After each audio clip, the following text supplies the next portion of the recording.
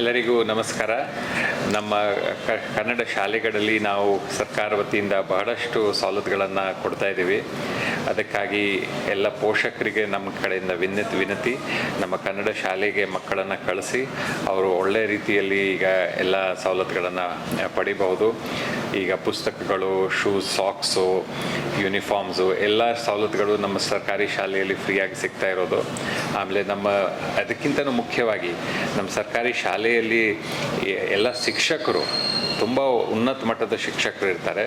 ಅವರಿಂದ ನಾವು ಎಲ್ಲರೂ ಈಗ ಎಲ್ಲ ಸಹಾಯವನ್ನು ನಾವು ಪಡಿಬೇಕಂತ ಎಲ್ಲ ಪೋಷಕರಿಗೆ ಕೇಳ್ಕೊಡ್ತಾ ಇದ್ದೀನಿ. ಈಗ ಶ್ರೀ ಮಧುಸೂದನ್ ಅವರು ರಾಜ್ಯ ಪುರಸ್ಕೃತ ಶಿಕ್ಷಕರು, ಹೊಸಪೇಟೆಯವರು. ಬಹಳಷ್ಟು ಪ್ರಯತ್ನ ಮಾಡಿ 200ಕ್ಕಿಂತಲೂ ಹೆಚ್ಚು ನಲಿಕಲಿ ಉಪಕರಣಗಳನ್ನು ಇವರು ಸೃಷ್ಟಿ ಮಾಡಿದ್ದಾರೆ. ಇವರಿಗೆ ಇದು ಒಂದು ತುಂಬ ಒಳ್ಳೆಯ ಕೆಲಸವನ್ನು ಮಾಡ್ತಾ ಇದ್ದಾರೆ. ಇದು ಒಂದು ಹೆಮ್ಮೆಯ ವಿಷಯ. ಜೈ ವಿರೂಪಾಕ್ಷ, ಜೈ ಜೈ ವಿಜಯನಗರ. ಹಂಪಿ ಉತ್ಸವ 2023ಕ್ಕೆ ಶುಭವಾಗಲಿ ಅಂತ ಹಾರೈಸುತ್ತಾ ನನ್ನ ಮಾತನ್ನು ಮುಗಿಸ್ತೀನಿ.